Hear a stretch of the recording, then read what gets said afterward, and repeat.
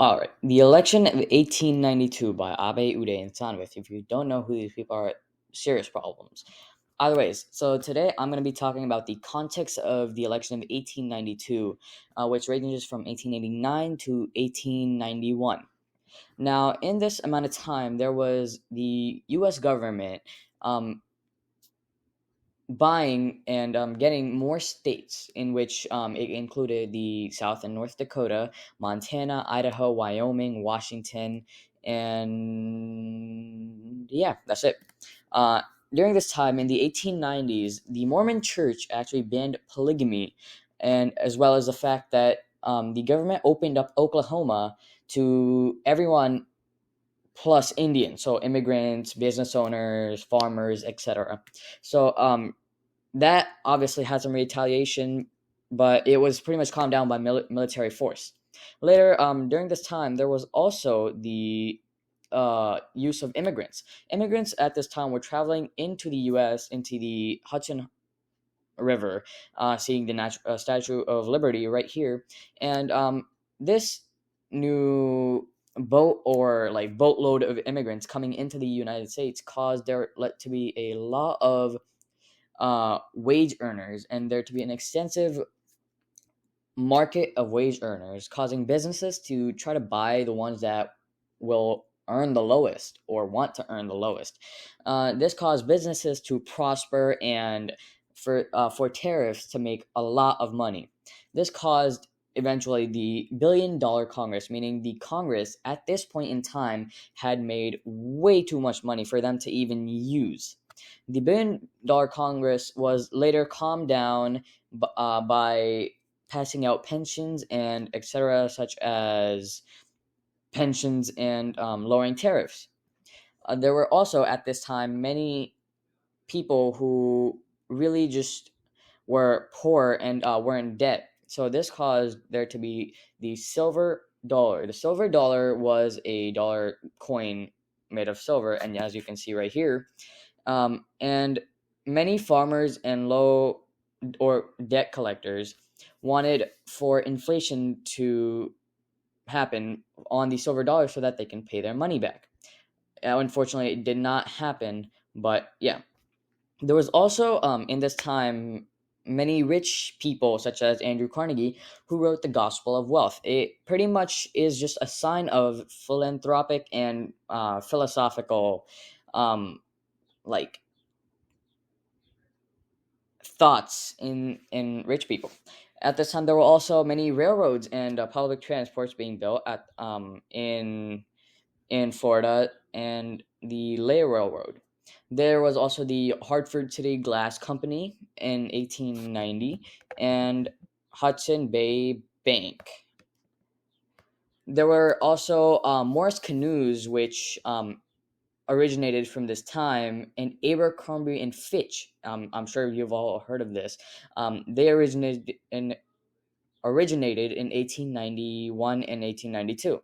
There was also the Bangor and Aroostook Railroad and the Baltimore and Lay Railroad.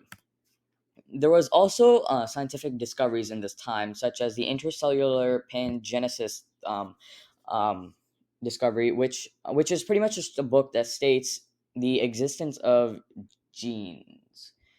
And at this time, there were also many skyscrapers being built in the cities, such as Chicago and New York, and such as that. These cities had a lot of technology, such as electrical trolleys, subways, and many other types of technologies. But there was a bad part to them, such as trash, which had a hard time being managed, and was later fixed. But yeah, they had problems such as that. Cities also had a problem for poor people who had bad living conditions, such as dumbbell tenements and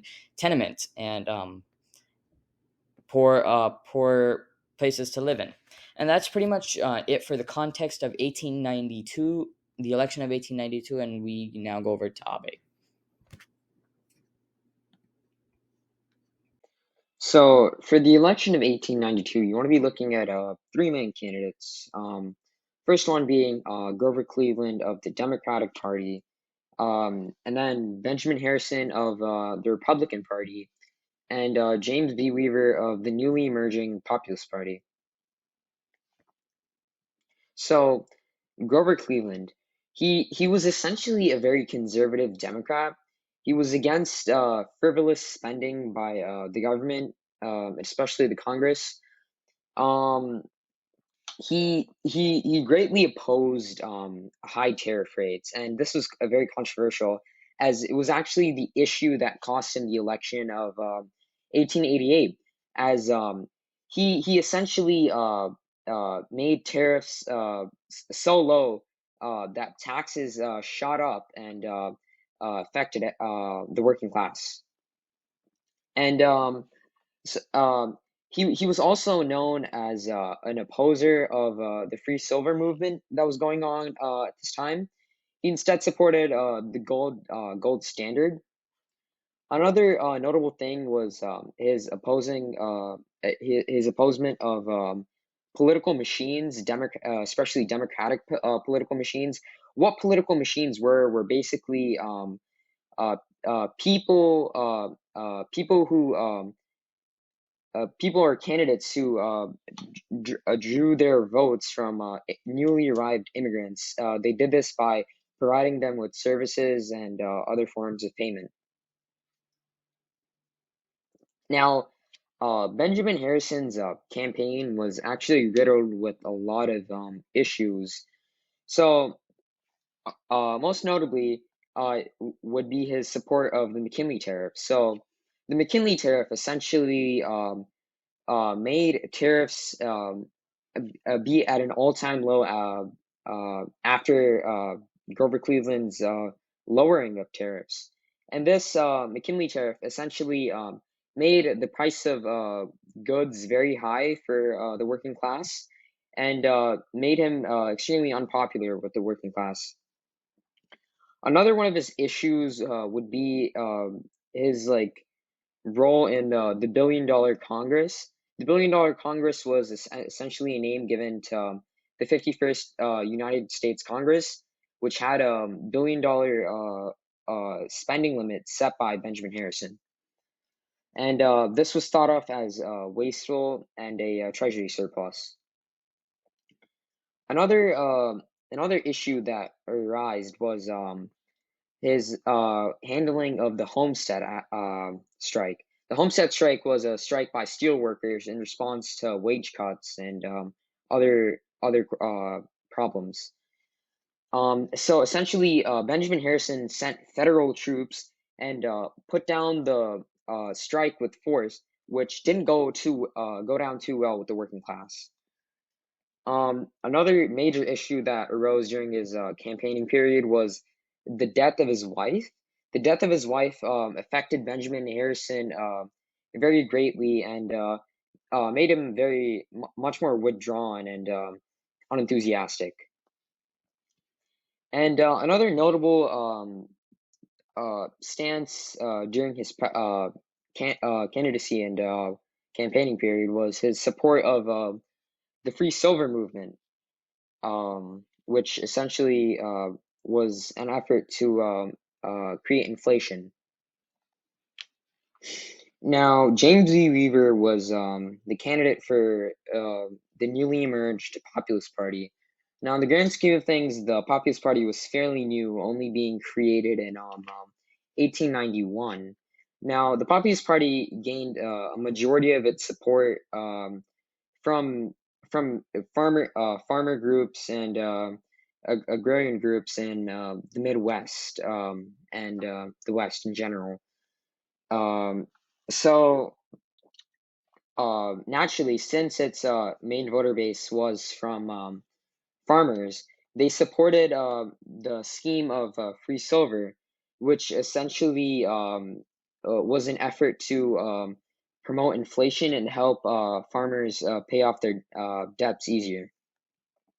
Now, some other things that the Populist Party and James V. Weaver supported was a graduated income tax, a direct selection of senators, and a secret ballot. Now, since farmers were being so heavily oppressed by railroad companies, naturally the Populist Party also wanted some change in that department as well, and wanted to fight for farmers. And as the pinch suggests, the Populist Party and James B. Weaver uh, were essentially the People's Party, or the Common Farmers Party. So our candidate of choice is Benjamin Harrison, and Benjamin Harrison is our candidate of choice because he supported the McKinley tariff, and this would help Iloskilov a lot because it would eliminate other big businesses uh, of Iloskilov rivals, such as like for example Great Britain. And our second reason why we would like Benjamin Harrison as our um, uh, as our candidate is because of how of the way he handled the Homestead Strike Acts. And so basically, Iloskilop is basically a monopoly. So therefore, Benjamin Harrison would be uh,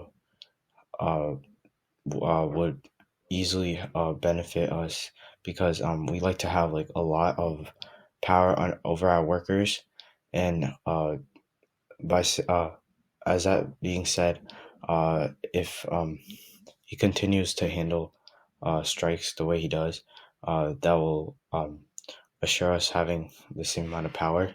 And many of the workers in Iloskilov are kind of skeptical of uh, having him as our candidate because uh, Benjamin Harrison